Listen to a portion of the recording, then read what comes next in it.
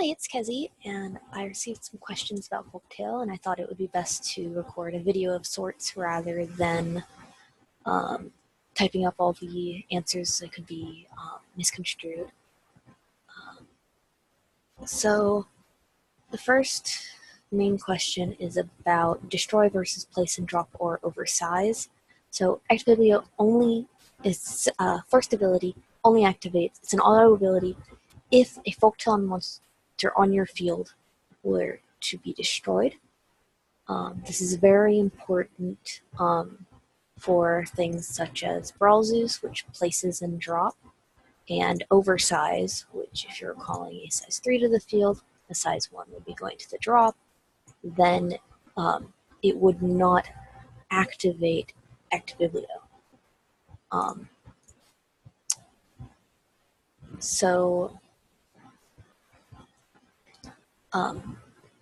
A alternative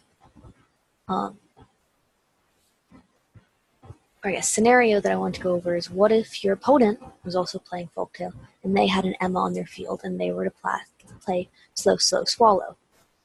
So, and you were to respond with your own slow, slow, swallow. So what would happen is your opponent says, counter, I wish to cast. It says actually in English, throw, throw, swallow. Cast cost, destroy a Folktale monster in their field. They would choose their Emma for the call cost and place their Emma into the drop zone, and then priority would pass to you. You would say, I wish to respond by casting slow, slow, swallow.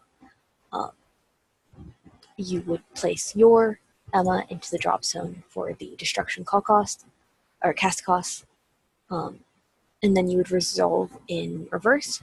So next, you would counter destroy a card in your opponent's field.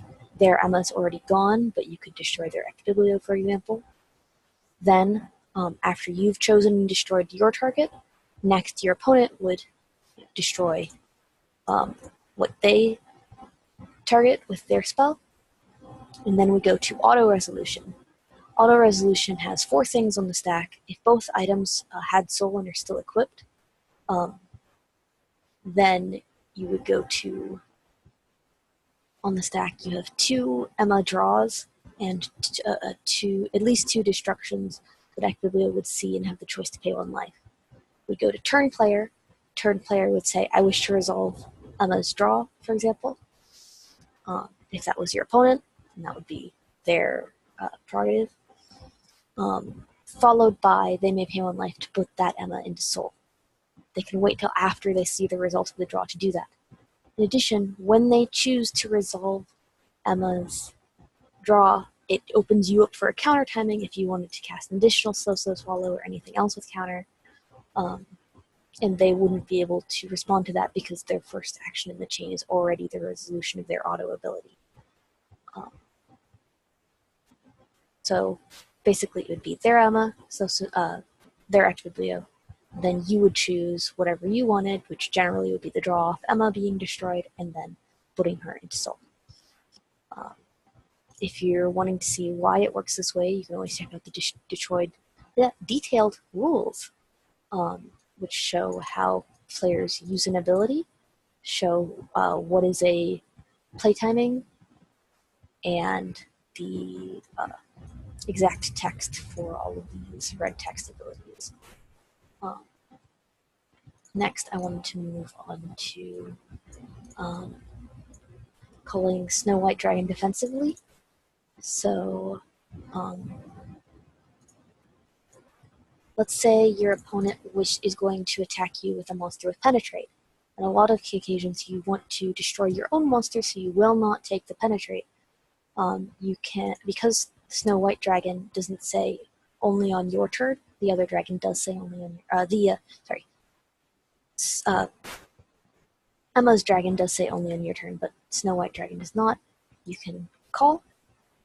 For the call cost, you'd be counteracting, paying 2 and destroying a monster on the field.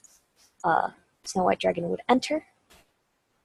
This would activate 3 separate autos: the Emma draw, Echt Biblio having the choice to put Emma into soul, and Snow White Dragon's own on-enter ability to destroy 1 card in your opponent's field, and if that card is destroyed, then dealing 1 damage to your opponent.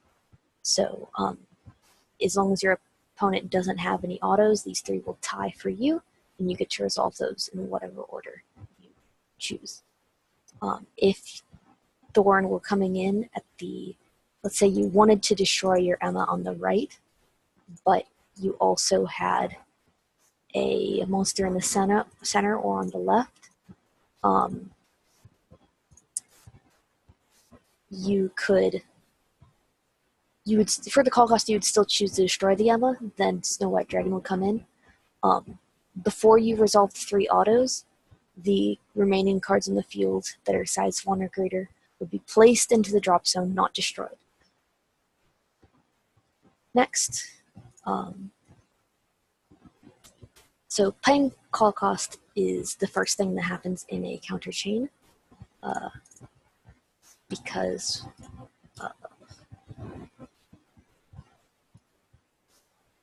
so here it is, to paying the call cost is before your opponent's counter timing.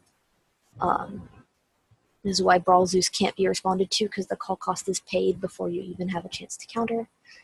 So you will, if you cast Hex and Ceremony to try to destroy an Emma on your field, because Hex and Ceremony says cast cost, destroy a Folktale monster in your field, she will be gone before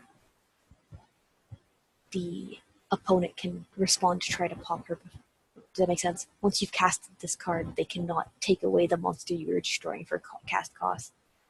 But that is different with abilities like Snow White Krista, because they she doesn't have a call cost. She has a on-enter automatic ability. So after she's entered the field and size difference is resolved, you have the choice to pay 1 gauge, and then choose a card in your drop zone and put it into the soul of Echt Biblio.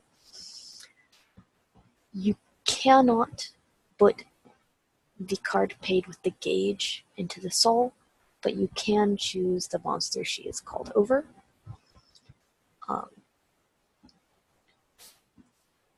The wording on this comes from a bunch of old Q&As about the Skull Warrior set spell that says pay 1 gauge if you do choose a card in your drop zone, and for those abilities, you can activate them if there are no targets in width, but you cannot choose the 1 gauge that was paid for the ability as your target for the resolution of that ability. The same with Tsukikage SD and a couple of other cards, notably.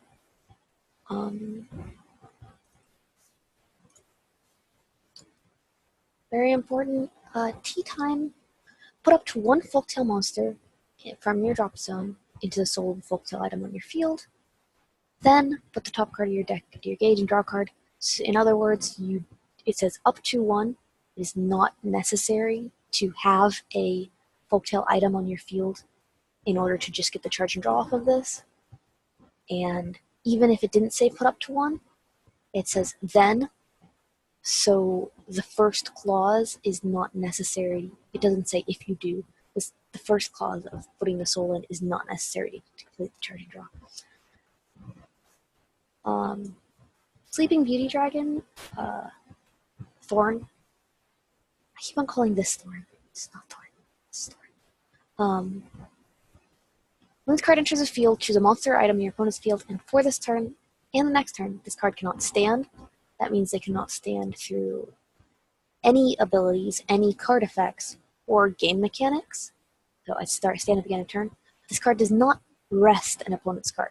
So if there's a big old 7 or 8 crit monster, and you want it to prevent it from attacking the first time, you're going to have to use other counter spells, like Red Crap Delay or Chevere of Madness, which would nullify the attack, and then keep it from standing. The reason why Chevere of Madness works the way it does is because when you're in battle,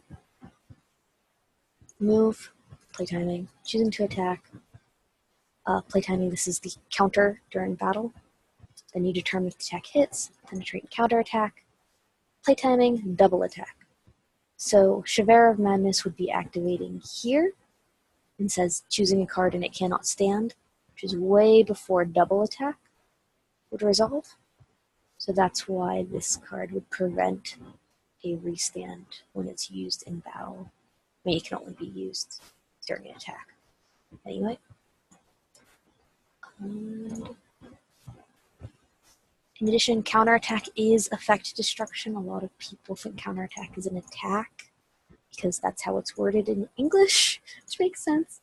But just making sure everyone knows that if you are counterattacked, it says choose an attacking monster with defense lower than the power of the card with counterattack and destroy it. Effect destruction will proc all of your shenanigans.